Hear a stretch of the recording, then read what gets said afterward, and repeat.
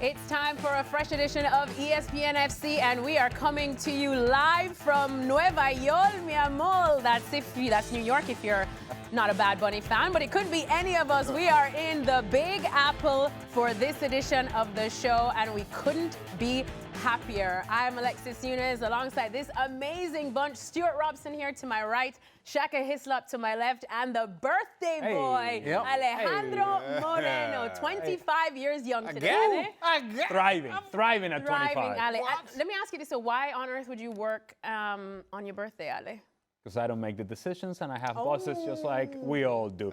But here I am with the best attitude possible in my birthday. I like how you said possible. Yeah. I like how you included possible. Well, the best attitude possible. I did have cake yesterday. See, this is what happened. They gave me cake ahead of my birthday, I'm making no promises. I'm just giving you all I got. There you have the match stats of the game. Pretty much all in Chelsea's favor, and Chelsea now have booked themselves into another final. Right, let's welcome in Mark Ogden, who is live at the MetLife Stadium. Absolutely roasting Augie, but we're going to let you wait a little longer because I have to go to Stuart Robson. Robbo, Joao Pedro, literally couldn't have asked for a more perfect start at Chelsea, and wow, those goals. No, we've been talking about him, and was he going to be a better player than Delap would be? Delap obviously was suspended for this game. Was he going to be better than Jackson?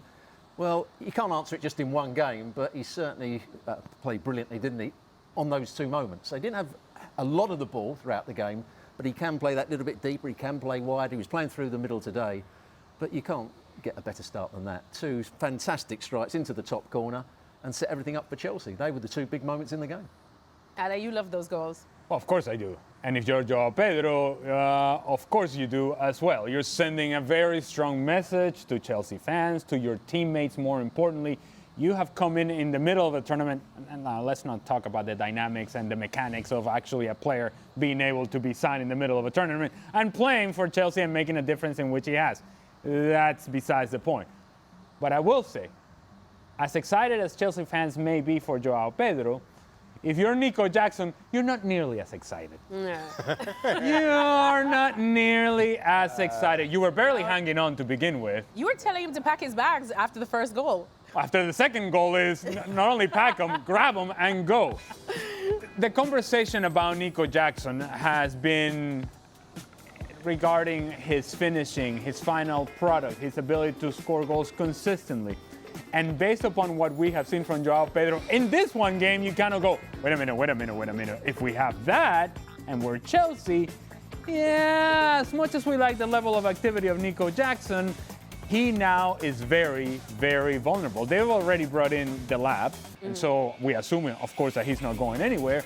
And if you need to make the numbers work, then Nico Jackson now, you have to say, he's really, really vulnerable. And whatever you think of him as a player, all of that now becomes exacerbated and highlighted and emboldened. So if you thought that he was inconsistent and you watch Joao Pedro, then you say, we don't need that inconsistency. We have a guy that can score goals. Now, that's after just one game. One outstanding game, two outstanding goals. We'll see if Joao Pedro can continue to do that. One game against a defense that probably is subpar to what you can expect in the Premier League. But it is one game that Joao Pedro has been tasked with, and he delivered. The one thing I'd like to see of Joao Pedro in how he addresses how Chelsea play and the role that both Nico Jackson and Delap can play is with his back to goal, holding the ball up. I thought Nico Jackson, when he was good during a short spell during last season, he was very, very good at that, holding the ball up, waiting for midfielders to join in. Can Joao Pedro be that player? Again, time will tell. But what we've seen so far is, in terms of pure finishing, he is a player that Chelsea has not had for quite some time, the one that they've been looking for. He delivered. And now it's everybody else to ask those questions of themselves.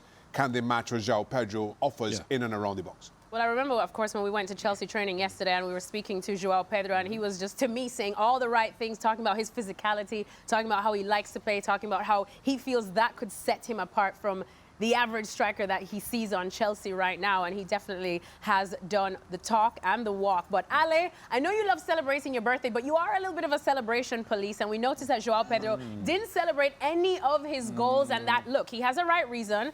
Fluminense is his boyhood club. He had about 5 goals there, 29 appearances before he went to Watford, Ale. But we would have liked to see even a little fist pump just to show that he's made his statement. And it's your first goal, first couple of goals for your new club. It is, we assume, a big deal that you're doing this in the semifinal of a Club World Cup.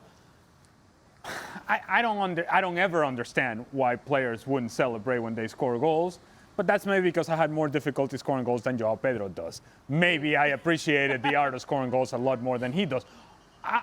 I'm thinking that there was an opportunity here for him to connect with Chelsea fans, to connect with his teammates, because it was a big moment. It was a big deal. And certainly for him, scoring this first couple of goals for his new club.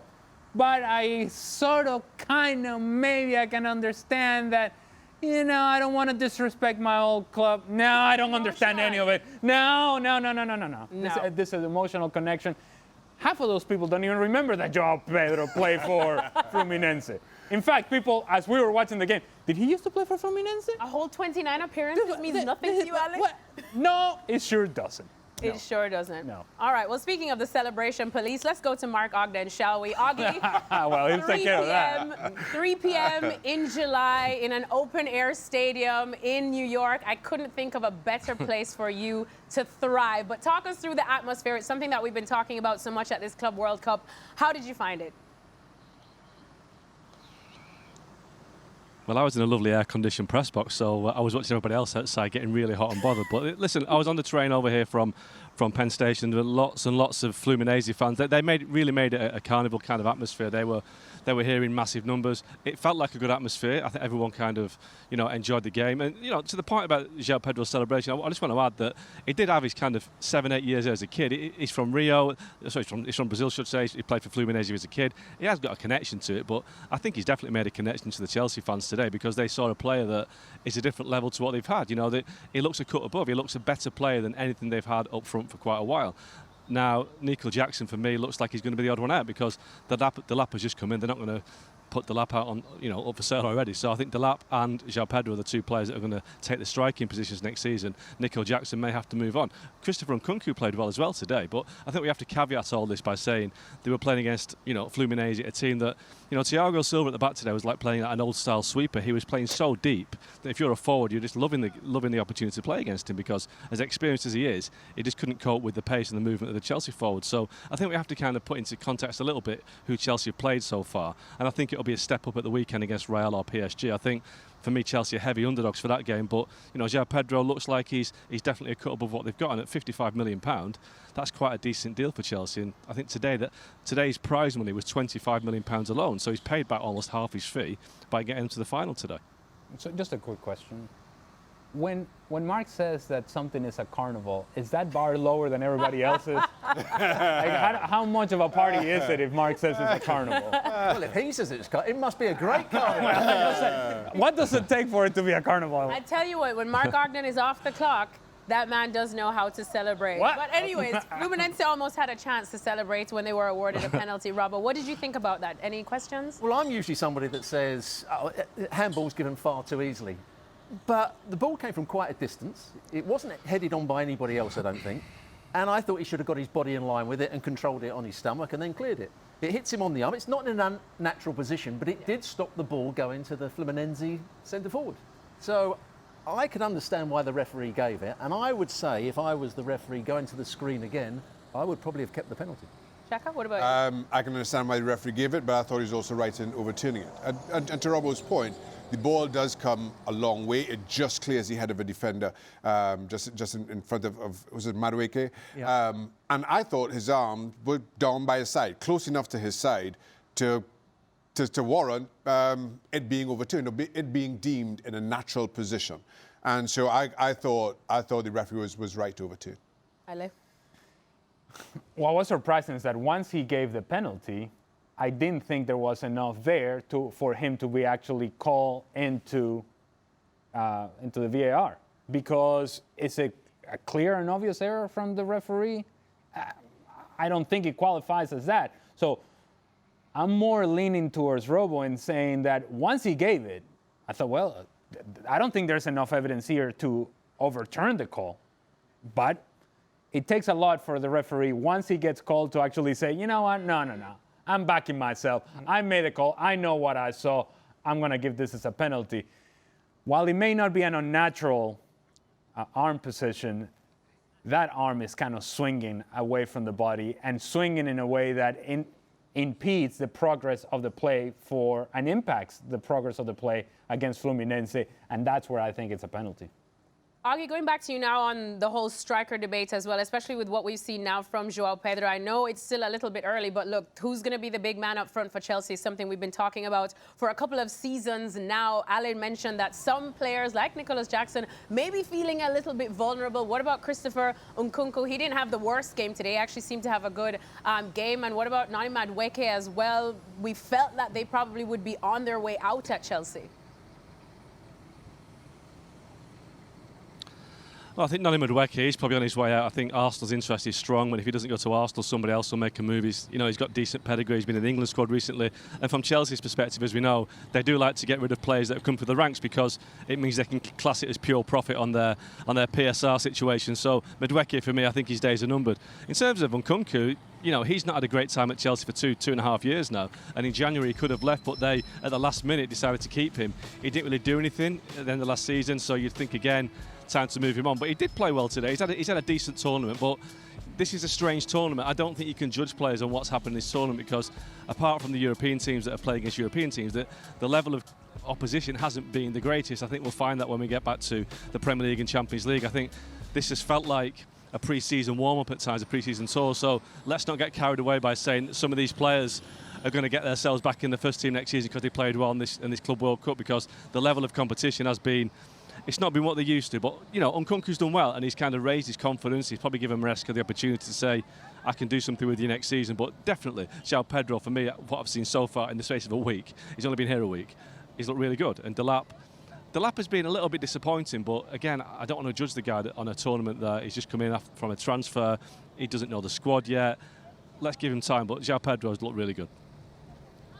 All right, well, if you look at Chelsea, actually, in their last 25 games, like I said, now they got through to another final. Of course, a lot of people will make the point that they probably got the more forgiving side of the draw, considering they didn't have to come up against the Bayern Munichs, the PSGs, or the Real Madrids. But if you look at their recent results in all competitions, they've not been perfect. It's not been pretty, Shaka. It's not been the champagne football we love. But they do manage to get the odd, ugly 1-0 win, 2-1 win here and there. So do you see Chelsea at least competing for titles next season, possibly even the Premier League? Whatever you do, Alexis, don't become Chelsea's hype man. Shaka, that was the most unconvincing hyping of Chelsea. I'm trying. Boy. I'm trying. Listen, I don't think it's any surprise that this version of Chelsea isn't the Chelsea that we've come to know. They've been able to grind results out, particularly over the last season. Which counts for something. Well, yeah, sure does. Given what we saw of them season previous. But this is a Chelsea that's kind of limped over the last 2 or 3 years, both in terms of manager turnover, in terms of performances. Maresca seems to be getting things right. He got, again, results last season, albeit in the Europa Conference League, finishes top 4. So they're on the path. But this is still a Chelsea that's a long way away from what we expect them to be, and I'm sure where their fans hope to see them this season. They've got there. There will be a test. Whoever wins that other semi-final between Real Madrid and PSG will be a far different test from what they've kind of experienced so far this season. But still, it's a test. This is still pre-season. We came into this not knowing what this tournament was to hold for any of these European clubs. I'm still of the opinion that it's a pre-season tournament. How dare you? How dare you? There was a big problem, though, maybe at the end of the game, because their strongest players, I think, are in midfield. Caicedo, Enzo Fernandez and Cole Palmer. And the way he twisted his ankle, Caicedo, and he was dominant today. I mean, yeah. On one of the chance that Fluminense had, he didn't go with a runner off a 1-2, so he made a mistake there. But his general play was magnificent. He closed the ball down, he was dynamic. But that injury just before the end of the game might cause him 1 or 2 problems. He twisted his ankle quite badly there. But that's going to be key for Chelsea. That central midfield 3. If they can get a little bit better at the top end of the field and they can defend a little bit better at that end of the field, that midfield could dominate a lot of teams. Yeah, I think Caicedo as well, when we spoke to him yesterday, he said he felt he was playing some of the best football of his life, but still a bit more to go. Ale, I have to come to you because I think this side, we were rooting for the Americas teams, but now it's Robbo's and Augie's people that have gone through the European clubs with Fluminense crashing out now. Of course, they're the ones that brought vibes, they brought life to the tournament. I think kind of inspired a lot of fans here to really follow football like we do in our countries now. But you always felt, even though Fluminense had the heart and the fans and the support, that this was just always going to be a step too far. I just didn't think that Fluminense was the best Brazilian team in this competition. I thought Flamengo was, and in fact, Flamengo did beat Chelsea earlier in the Club World Cup. Now, regardless, what we were talking about Fluminense yesterday, what we have come to appreciate about this group is they know who they are as a team. But they depend very much on the ability of John Arias to be able to create chances for them in transition. And if he doesn't get on the ball enough, or if he doesn't get the ball in advanced positions, or if he doesn't have people running by him or beyond him so that he can find the next pass, then they become very limited. Again, I don't think that Fluminense was the strongest Brazilian team in this competition. And so the fact that they have made it this far was an accomplishment.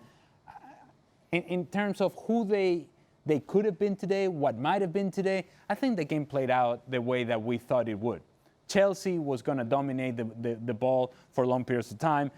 Fluminense was looking for counter-attack opportunity. I thought that Chelsea was good enough in possession where they didn't turn the ball over in bad areas, allowing then Fluminense to take advantage of one or two passes so that they can go on the attack. John Arias did not get involved in the game as much as they would have wanted him to do. And then you get exposed, if you're Fluminense, in the fact that we like to talk romantically about Thiago Silva. Yeah. But there is a reason as to why Thiago Silva is now playing back at Fluminense. And we saw that in the second goal. When Joao Pedro had him isolated in a 1v1 situation, it's not like Joao Pedro giving a full step over, dip of the shoulder. No, he just cut the ball to the inside with a little change of pace. And Thiago Silva just couldn't quite move enough. And that's... Again, we're romantic about Fabio, the goalkeeper. Is he 1,000 years old? Well, okay. Whoa, he's only 2 years younger than you. Hey! Humbled. I am mid-40s-ish. Mid-40s-ish. That's what we keep Mid-40s-ish. Montreal. You've been there for a while, Shaq. Regardless, my point is that this is who Fluminense are. And again, getting to this point in the competition, great accomplishment. Seeing the fans of the Brazilian teams and the Argentinian fans as well, it's been outstanding for this competition. But when it gets down to it, I think the difference in terms of talent and the ability to perform at a high level, I think is significant. I think that was shown today. All right, well, it's now time for our very first break. But guess what? ESPN FC will be back tomorrow here in New York. We are on every single day of the week on ESPN+.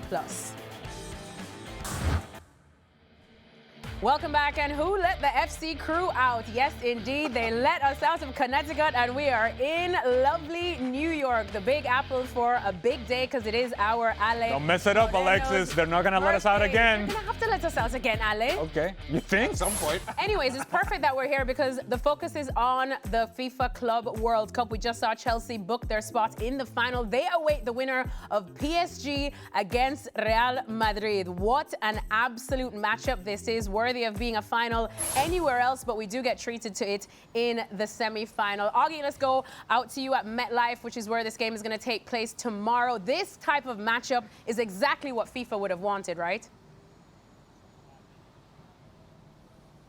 Oh, yeah, I mean, you're right. This would have been the best final. I think you've got, Real are desperate to win this. They want to be the first team to win the FIFA Club World Cup.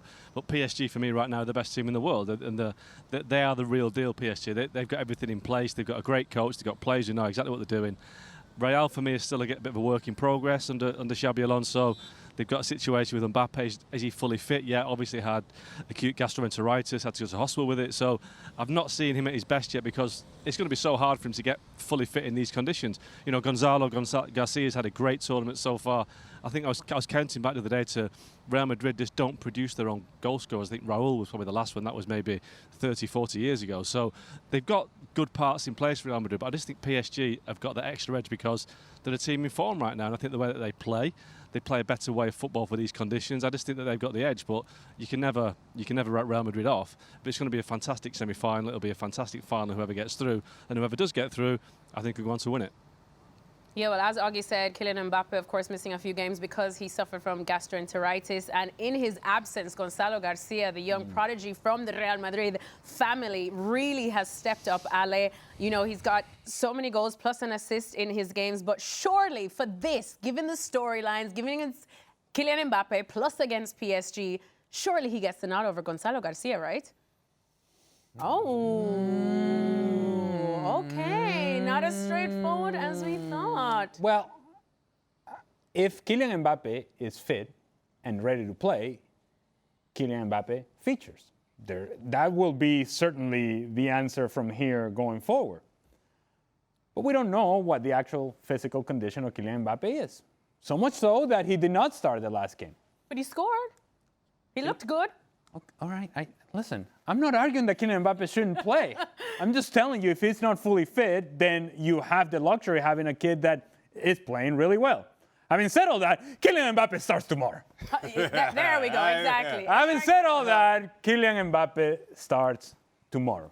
Now, I don't know right now where we are, whether that's the best thing for Real Madrid. Ooh. In the future, once Vini and Kylian Mbappe get some games playing together as a partnership, not Vini down the left and Kylian down the middle, but actually playing off of each other, it may become a productive partnership consistently if they have good understanding of each other's movements. I would argue that the best attacking player, and comfortably argue this, the best attacking player for Real Madrid in this tournament has been far and away Gonzalo Garcia, because his movement has made it easier for Vini Jr., has made it easier for Jude Bellingham. His movement creates space. Think about goals that Vini has scored in this tournament. Against Pachuca, for example. Gonzalo Garcia makes the peeling run from in to out, which clears the space, the passing lane for Jude Bellingham to hit that pass, roll it into the path of Vini Jr., and then the skill sets of Vini Jr. take over. That doesn't happen naturally when Kylian Mbappe and Vini Jr. play together, because I don't think that they know each other's movements all that well. And I'm saying this a year after Kylian Mbappe has played with Vini Jr. But it's a different role now because Vini is no longer just limited to the left-hand side. He's now playing off of the shoulder or together with, whether it's Gonzalo Garcia or Kylian Mbappe. Kylian Mbappe is going to start. I don't know that that's the best for Real Madrid right now. Wow, I never thought we'd have so many questions about Kylian Mbappe starting for Real Madrid, Robo, especially against PSG. Come on, it's PSG. This is what we want to see. That's not the reason to pick him, just because it's PSG. Of course. It all depends. You know, Ali says he's going to play. It all depends how fit he is. You know, that's the big question. You know, how much has it taken out of him, the illness? How much training has he been able to do? They haven't brought him on for long periods. It's been short periods. Even when he came on the other day, it was only for a short period. So he might just say, well, we'll bring him on for 45 minutes because that's all he might be able to play at the moment. But I agree with Ali. The combination between Vini Jr., with Jude Bellingham, with Alexander-Arnold breaking forward down the right-hand side, Garcia going down the other side and getting crosses into the box, the two front players, Vini Jr. and Garcia, understanding each other's roles, it's worked really well for them. You know, and the midfield and the rotation in midfield as well. Who would have thought Güler would have been a holding midfield player and getting on the ball and spraying passes? We always thought of him as a wide player. Valverde, at times, playing as a right wing-back, then going infield, and Alexander-Arnold going out wide. So there's a lot of things to be pleased with about Real Madrid and the way they're playing, but it's not been against the very best sides at the moment. And that's when we're going to see against PSG, can they press the ball? Because Bayern caused PSG one or two problems in the previous game by pressing the ball. Will they be able to do that, Real Madrid? I'm not sure they will. So I think some question marks are going to be answered in this game. And to your point, who would lead that press? Yes. Are you asking Kylian Mbappe to go on press, which he doesn't do naturally? And Vini Jr. And Vini, who doesn't do it naturally. You know that Gonzalo is going to go on press.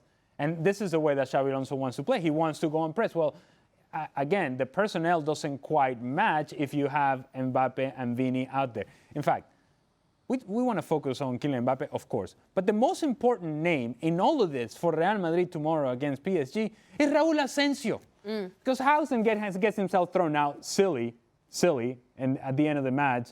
And and gets a red card. And now Raúl Asensio, who last time we saw him was getting a red card, and the time before that was giving up a silly penalty and being taken out at halftime. Raúl Asensio comes in, and now he's going to be the answer to Hausen's absence. He has to be at his very best, whatever the best level of Raúl Asensio is. And under the pressure that whatever Xabi Alonso has seen of Raúl Asensio so far has been a red card and giving up a silly penalty. That's the image he has of Raúl Asensio.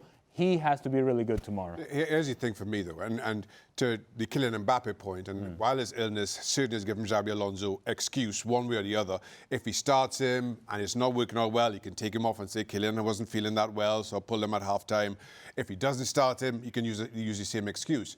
The truth of the matter is, come the start of the season, Kylian Mbappe starts. Yeah. And we've all been there as players. Gonzalo Garcia, as good as he's been, is the easiest player to leave out. Xabi Alonso, as good as this tournament has been, as good a starter as has been for his tenure at Real Madrid, come the start of the season, you do not sit Kylian Mbappe with Florentino Perez sitting upstairs at the Bernabeu. And as a result, I think that kind of steers, maybe not his decision because he has an out in the semi-final tomorrow, as I say, but long term, that ultimately will be where he lands. Let me clarify something, just in case there's any doubt. I'm not advocating for Kylian Mbappe not starting for Real Madrid. That's what I heard. No, because it felt like that's what the case that you were trying to infer there. No. I'm not advocating for Kylian Mbappe to not start. He will start. He will play. It's silly. It's dumb. Actually, it's dumb. You know, and I'm a bunch of stuff, but I'm not dumb, right? It would be dumb to think that Kylian Mbappe is not going to start for Real Madrid in games to come as La Liga season starts. Of course he will. He is one of the best players in the world, and he will be on the field. I'm talking specifically about tomorrow. Is that in the best interest of Real Madrid? That's the question. But also going forward, he will have to do what Xabi Alonso wants him to do. If he's the centre forward, he will going to have to press the ball. He will have to make runs down the side. He will have to work much harder than he did under Ancelotti. And that's not a criticism of Ancelotti, but Ancelotti almost was laissez-faire with the way with his tactics and what he wants from his team. What? Laissez-faire. Listen, really? My French is very good. He won't be able to do that with Xabi Alonso because Xabi Alonso is a coach that wants and demands this is the tactics we're going to use, whereas Ancelotti was more open with the players and you sort the things out yourself. And that's what he tried to do when they first came to the club. This is going to be different for Mbappe this season. Oh, that was not laissez-faire, was it? Laissez-faire. I hope I used that right. Anyways, let's have a look at the predictions. Pretty much all of us have gone for a win for PSG. Except for Ale Moreno. He'll explain himself in a bit. Augie, let me come to you. You went for the highest score. We all said 2-1, 2-1, 2-1. But you said 3-2. Now, in the past, if you look at the stats, we have seen that this can be a high-scoring game. But you want to see a goal fest, don't you? Yeah, but I think what it is, I think we've seen a lot of goals in the later stages of games because these players are getting tired. You know, they're getting to the point after playing in, 90-degree heat. By the last 10, 15 minutes, they're making mistakes. They're coming out of position. I think with teams that have got such great attacking talent as PSG and Real Madrid, they'll take advantage. So I do think it'll be a high-scoring game. I don't see it being a 1-0 game and one team shutting out because there's too much firepower on the pitch for it to be anything like that. So I'm going for 3-2. And I do think that PSG will just have the edge all the way through because they've just got better players, fitter players. And on the Mbappe point, it's only a week ago that he played his first game of the tournament. He played about 20 minutes as a sub. So, in this heat, the situation that he's had, the condition that he's had, I think it could be quite risky to play him from the start because is he fully up to speed to be able to play 60 minutes, 70, 90 minutes in this heat? I'm not sure he is. So, we'll wait and see on whether Mbappe starts. But for me, I just think PSG at the moment are a much better team, much stronger team, and I think they'll win the game. Only the positivity of Mark Ogden would make a 3-2 match about players are tired. It's hot. It's hot. The sun is bright. Look, we want to see a goal fest, but all of us, Ali, we went for PSG just because on paper, and I know you're going to say football's not played on paper, but this is PSG we're talking about. They are the best team in the world, at least on recent form that we have seen. But you're going with Real Madrid. Well, PSG are not only the best team on paper, they're the best team, period. That we have seen it on the field. Well, it's very simple. I'll give you the explanation as to why I'm doing this. I picked Real Madrid last week to win this tournament. So if that's going to happen, then they need to beat PSG. It's selfish. Yes, I'm selfish. I'm picking Real Madrid to win just so that I'm right. That's it, and that's all. That's a technical explanation as to why I picked Real Madrid. They're good enough to do it, by the way. They're good enough to win the game. And we saw some frailties by PSG against Bayern Munich. And there were moments in that match in which Bayern Munich were better than PSG. So it's not out of realm of possibility that Real Madrid are able to win this match. Ali's desperate to be right about that. Well, there's been an outpouring of well wishes and love, really, for Jamal Musiala, who we saw suffered that horrendous injury in the Club World Cup. But there still is some controversy. It's been a battle of what goalkeepers seem to think. It all started with Manuel Neuer, Musiala's teammate, who said this: it was a situation where you don't have to go in like that, speaking about Donnarumma's challenge. That's risk-taking. He was prepared to accept the risk of injuring his opponent. I went to him and said, don't you want to go and see our player? It's a matter of respect, of going there and wishing the guy all the best. He then did it. Fair play is always a part of it. I would have reacted differently. Well, Real Madrid's keeper, Thibaut Courtois, also sounded off on this, and he says, look, blaming Donnarumma seems excessive to me. Goalkeepers will go for the ball. Attackers don't hold back when they come towards us either. It's a stroke of bad luck. It hurts him, Neuer, more because he's his teammate. But Donnarumma isn't responsible. All right, so it's a battle of goalkeepers, but we have got our mayor, our president, our founder of the Goalkeepers Union, Shaka Hisla, back from his luxury vacation. Shaka, we have been waiting for you to sound off on this one. Just your thoughts on everything. Well, first of all, let me say, first thoughts are with Musiala and his injury and hoping a speedy recovery for him. As far as Manuel Neuer's criticism of Donnarumma, I don't understand it. I honestly don't think that Donnarumma did anything wrong. In that, as a goalkeeper, you're going in head first. Normally, and they're boots flying, you're putting yourself in danger. And with that, you automatically come with a certain amount of self-protection. And so Donnarumma going for the ball as he did is exactly how every goalkeeper goes for exactly that kind of ball. Now, I'm sure the men alongside me would also say that as an outfield player, you know when a goalkeeper is coming that way, you don't get in the way unless you're absolutely certain you can win the ball and get out of the way in time. When it happened, and as I was watching the game, and Musiala kind of committed to the challenge, I thought it odd because I didn't think there was anything to gain from it in that he had to come around a defender who's screening the ball for Donnarumma to come collect. And then while he tried to win it, I always thought Donnarumma was favourite to get there.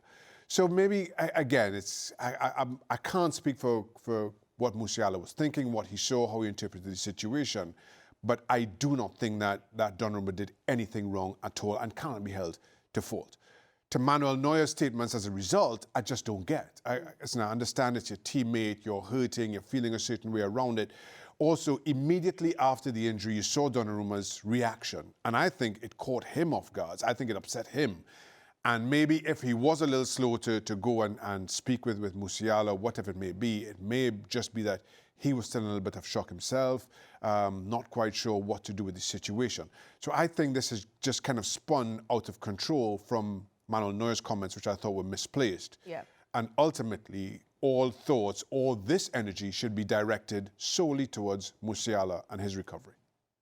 Yep, I think we all agree with our keeper Shaka, don't we? That was beautifully said. Well, the fact of the matter is Bayern Munich still have to start their season without Jamal Musiala. They kick things off against Stuttgart in the German Super Cup. That's August 16th on ABC and ESPN+. Welcome back to ESPN FC. We are coming to you live from New York. Love me some Metro life. Don't we all, lads? Do we? Don't we all? No, yes, I don't.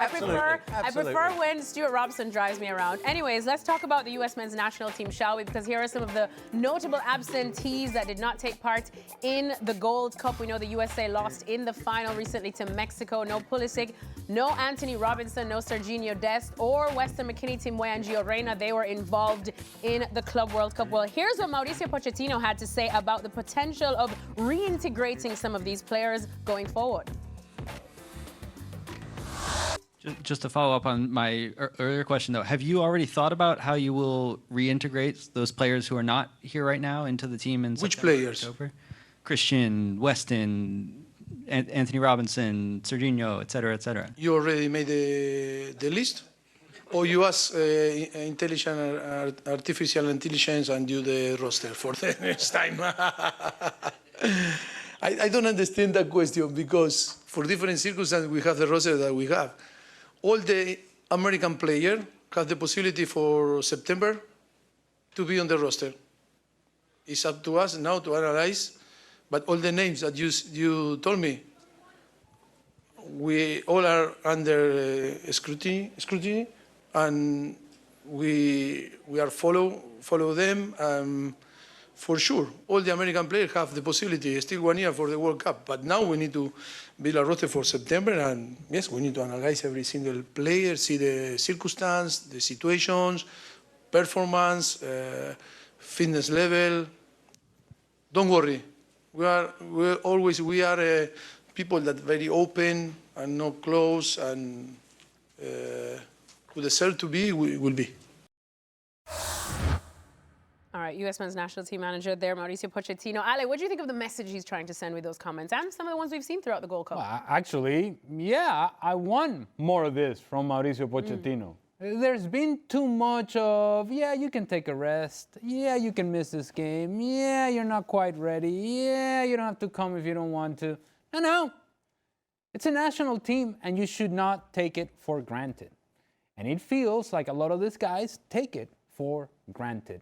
And then they don't like it when somebody goes on and says something like that, but I see Mexico, Gold Cup, full commitment, they're big names, they're big players right there, not only playing, but scoring the goals in the final, both Jimenez, Raúl Jimenez, and of course Edson Álvarez.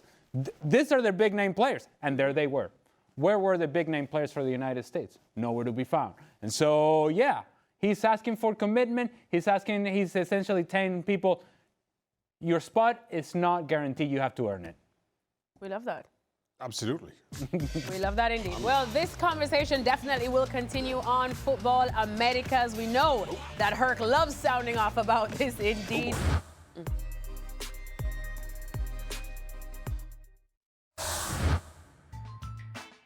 We're still hanging out here in New York, enjoying the scene, especially this lovely shot of the Flatiron Building. But now it's time for our favorite parts of the show because we get to celebrate my absolute favorite Ale Moreno. Speaking of Flatiron. Speaking of Flatiron. Look at his hair, though. Some things have changed. You know what I just realized, Alexis? What? And it's a conversation that Shaka and I had off camera. I have reached his age. I am now mid-40s-ish. Welcome. Mid-40s-ish. Welcome. Okay, Ale, well, He's been there for a decade. But Welcome to mid-40s-ish, Ali. Shaka has not aged in about 30 years, though. But that's good West Indian genes for you. But we love our Venezuelan. Are you suggesting that I have age? Oh, we'll move on. Thank you. You look very good for your age. Thank you. You look. Well, the Women's European Championships are still going on. Here's a look at Group C. As you can see, big wins for Germany and Sweden. They advance to the quarterfinals. All right, well, that's pretty much all the time we have for the show. We owe Ale Moreno a very expensive birthday dinner. If you're watching on ESPN Plus, Extra Time is next. If you're on E2, here's some softball. All right, welcome into Extra Time, the birthday edition for Ale Moreno. Oh, it's his birthday. We haven't spoken about it. It's okay. It's okay. Not often Just because Alexis is your birthday. No, wait a minute. Just because Alexis said yesterday that I was her number one doesn't mean you have to be upset about it. First of all, I didn't say number one. I said I'm looking forward to seeing Ale because I haven't seen More than Ale. Stewie. More than Stewie. More than me. That's not what I heard. So in this race, I'm number one. Okay. Do you know what? It's his birthday. Let's Very, very let's upset. let Ale feel like the king he does. And Well, he always feels like a king. Yeah, thank you. Thank you. Thank you very That's not what much. his missus said. What? All right, That's let's get into the first a question. whole shall we? other conversation. What? Yeah, well, I'm sorry. What kind of show is this? Does your wife like being called the missus? Missus. Boy, I like to be called the king, though. I'll take that. Alex, king for the day. All right, let's get into the first question because Put that crown. This one gave me a little chuckle. It's from Nathan Pugh. And when I sent out to send everyone your questions because we're on extra time today. For Ale, for Robbo, for Shaka, he asked, Shaka still works there? Well, yes. It's a question we ask ourselves every day. Shaka, why is this up for debate? I don't know, Alexis. Shaka, I think you're a very hard-working person. Thank you very much. As we West Indians tend to Thank you very much. I took a little holiday with my family, and I'm back. Luxury holiday. It Tour guide and all. But like most companies, the longer you've been there, the more holidays you get. And you must have been. That's there about 40 absolutely years. right. I'm due quite a lot of days. Yeah, Not I know. 40 years. I only have to show up 2 weeks a year. You know how you said the amount of work that Shaka puts into the power rankings, right? So, right? Needed a rest. Needed a rest. Needed a rest after those power rankings. Shaka puts a whole lot more work into figuring out his days off. Yes, yes. Nobody knows the system. It's the only time he uses the computer. Nobody knows the system better than Shaka. If it's one thing Shaka knows how to do, is take vacation. Let me tell you. You stop encouraging them, please. Shaka, I haven't had vacation in about 2 years. I'll sort you out. Ah! You just gotta get in the system with Shaka. Just gotta get in. I'll show you what you need to do. All right. How many days you want? How many days you want? We'll talk after. We'll talk after. All right, let's move on to the next question now. This one is for Robbo, and it's from Stevie Nichols, private chef. And he says, Robbo, what do you what think a of job the that heat is. in this game? Do you think that next year's World Cup we will have a different time or more air cooling matches like at the Qatar World Cup? Machines. They're cooling machines. Yeah, I those don't machines think on the side of the pitch. Well, the coaches are getting it. It's not much good the coaches getting the cool air on the side of the pitch. It's difficult, and the times aren't going to be changed because, as we heard Oggy say the other day, they're done for European times to sell the game or get the most money for games, which the European channels will pay for. They're not going to play. There's some of them are going to be indoor, which will be okay because they can air condition the indoor games, but they're going to be played in heat, and there's going to be some slow games. There's going to be some games that might even be interrupted by bad weather, but that's what it is, and you've got to get on with it. You know who I'm most worried about in next year's World Cup? Mark Ogden. Yeah. Let me tell you, I have not seen somebody struggle like Oggy. I have not seen Every answer Oggy gave today is, it's hot out here. Well, I'm not sure how his contact lenses have got something to do with the heat. I couldn't quite get that. Everything. He says that the heat dries out his contact lenses. Let's I remember. saw him last about 2 minutes in Miami in the Hard Rock Stadium. He came outside because he wanted to soak up the atmosphere. And then he was like, I can't take this anymore. And he went back inside. But you know what? Oggy needs his own cooling machine. He does need his own cooling machine. Air conditioning. He's a little pasty too. Yeah, He's a little pasty. yeah. He burns though. Little pasty. Is there a happy machine you can have as well? A twofer. A 2-for-1. Yeah. Can we get a 2-for-1 deal on that? Bravo, you know that's not the northern way. What? He has to be very brooding, very moody. It goes with the weather up north, Manchester. Yeah. There was a singer in the 80s, Morrissey. He was miserable. I likened him to Oggy, really. Just miserable. I don't think Oggy can sing though. I'd avoid to keep it, with the people, with the vibes, so the current vibes of. Who is it that you? Morrissey. Okay, I'm not Not quite many sure people that. like Morrissey because his songs were so dour and miserable and. I'm not quite sure that the demographic that we're going after. Yeah. Number one on Oggy's Spotify playlist, though. Yeah. What about Oasis? He's got a bit of Oasis in him as well. He is an Oasis vibe. Yeah. Just from the other side of Manchester. Right. Next question, shall we? We get there. If Nicholas Jackson walks into Enzo Maresca's office asking what his future at Chelsea looks like, will Maresca be as honest as he has with Raheem Sterling about his prospects? What are his prospects this upcoming season? He pulls out the magic 8 ball and goes. Unlikely. That was great sound effects. Yeah. Here's the issue, and I was speaking about this when last I was on the show, a while back about 4 weeks ago. First sign. quite some time ago, apparently. Nico Jackson, I think it was in December, signed a contract to 2033. I mean, While he was playing well. while he was playing well. I mean, I have to say, credit Nico Jackson's play agent. well. Credit whoever Nico Jackson's agent is. What a master stroke that was. But he signed to 2033. So while Maresca could be as honest as he wants, while Nico Jackson has every reason to be worried, he's got a contract in 2033. What I don't understand, and I guess in this case, honesty is the best policy, but I don't understand why Maresca has to come out and be so out front with all of this. in which you're cornering yourself, and he was so complimentary of Joao Pedro.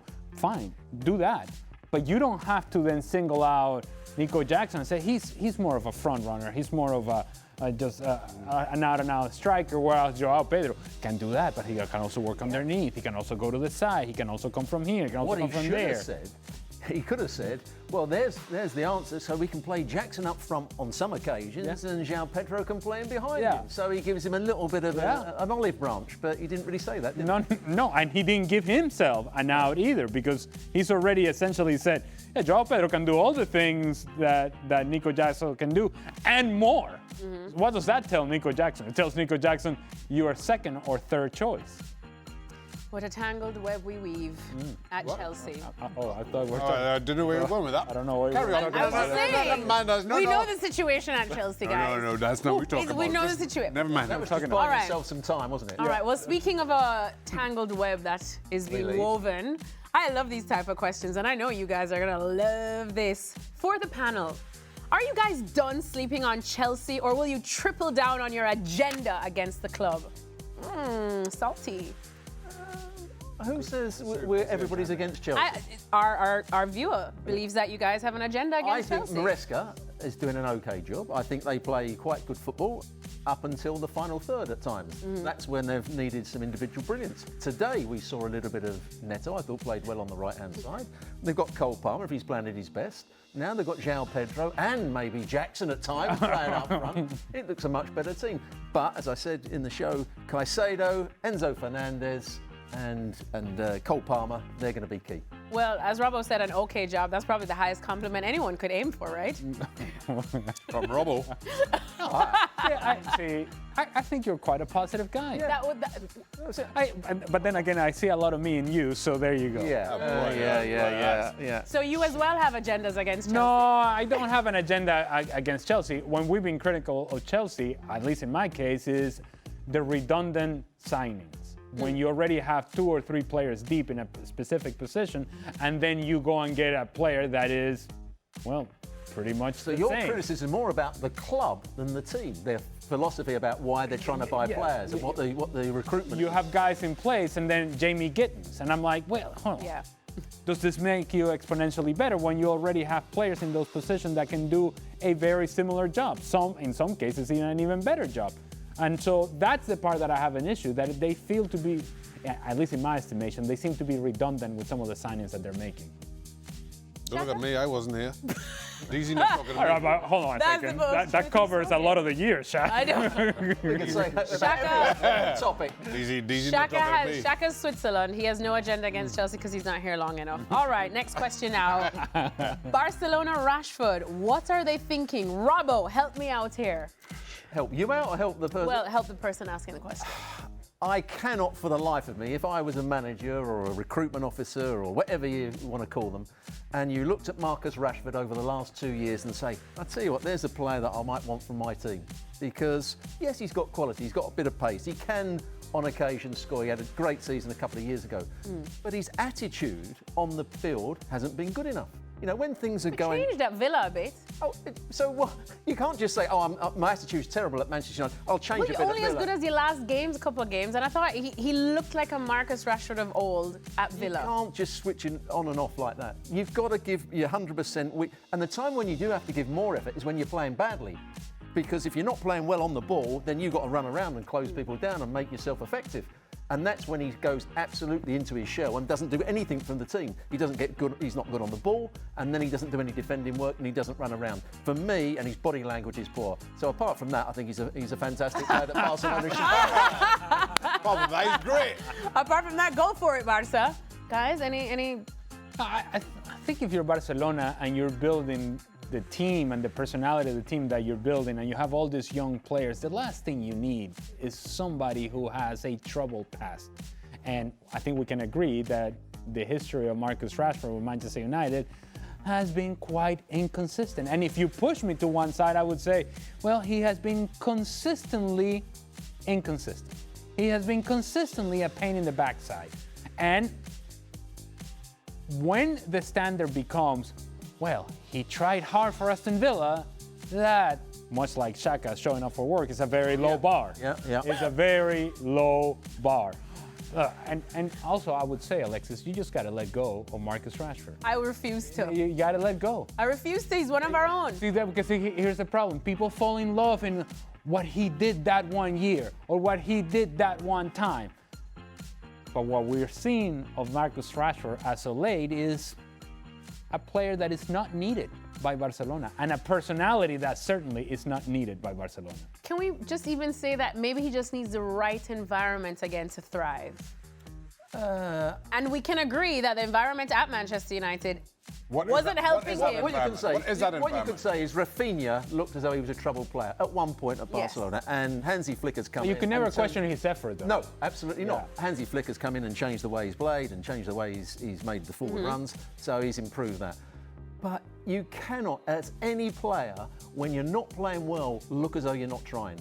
And you tell everybody in the crowd, I can't be bothered anymore. And that's what Marcus Rashford has done. There's no comeback when you behave like that.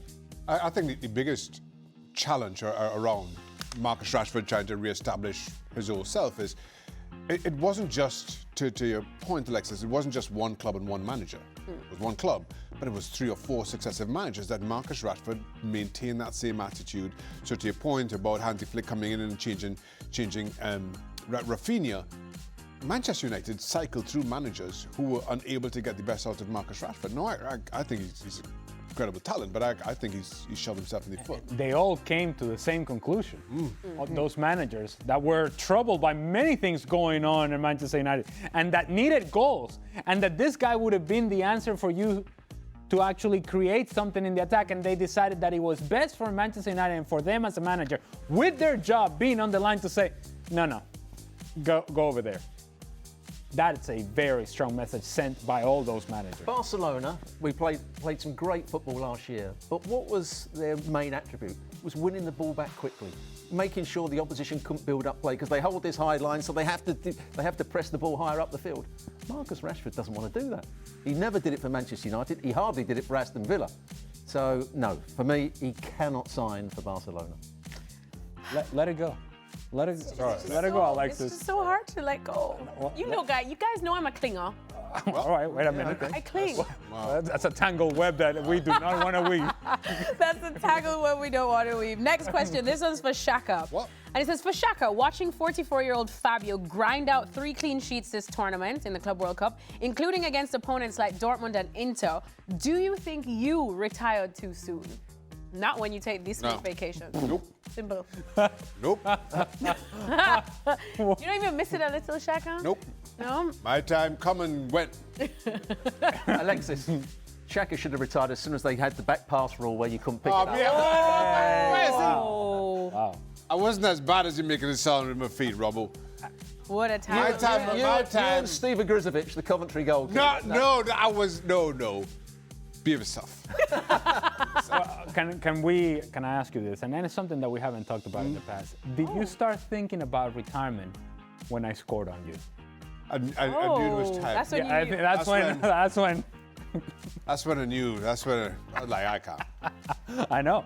I was saying you should retire. I can't sink any lower than this. Yes, I know. I know. All right. So simple answer. No, he does not miss it. He loves being in an air-conditioned, cushy studio that's with right. us. You were going to say Flying being a first pundit, class. but he doesn't do that very often. Oh, Wow. shots fired. Shaka. I come back for this. We're on holiday Shaka. now. For me. Next I have to book question. a holiday. If Mbappe scores against PSG, oh, Ale's going to love this one. Should he celebrate unlike Joao Pedro today? Yes. Yes. He shouldn't just give it a... I mean, it doesn't have to be crazy, but he now plays for Real Madrid. And he owes his loyalties currently to Real Madrid. And mind you, the end of his stay at PSG wasn't the best, and it's ongoing. It's very much ongoing. There are certain things that are still ongoing. Oh, yeah. Legal issues that are still ongoing. So, yes, if I were Kylian Mbappe, first of all, once I scored, I will give it. Oh, 3 fist bumps. Yeah, give it a windmill. I'll go and celebrate. To the PSG fans or to the Real No, Madrid fans? Real Madrid fans. Okay. Hey, PSG fans, thank you very much. But Have any of you ever scored? Well, of course, definitely not Shaka. What? But have you ever scored and celebrated in front of a former team? Or Of course. In fact, you celebrated even more. You know, 'cause Oh. usually you leave the team that not you quite play the for. gentleman I thought. No, absolutely not. Oh. You always leave the team that you've been playing for a reason. You know, whether you didn't get on with the manager or whatever it is, or. But did you not have any sentimental attachment No. to a team? In fact, I had exactly the opposite Yeah. mentality. I was desperate What to kind of score against celebration do you do? Are you a knee slider? Are you a windmill? Are you a fist pump? Are you a vamos? Do you say vamos? Can you say vamos? No, I just ran with one arm up in there, a bit like Shearer did, yeah, I think. Very, very laissez-faire. Very laissez-faire. Very laissez-faire. A bit of arrogance, I think. You know, Boy. don't you worry about that. No, you were like casual. Yeah. I do this with my eyes closed. Love that. Our Robbo. But we know that he's not gonna. That he's not gonna He's not celebrate. going. He's not. No, he'll celebrate in court, as we all do. Oh, wait a second. What? I got Spicy. another Have you tangle gone to the web. solicitors yet? Final question. This one as Another well for tangled Robbo. Another tangled web. For Robbo, do you have any pictures of Shaka in his Maserati? This is what we've been asking for years. No, I should have taken them at the time. Oh! Hello.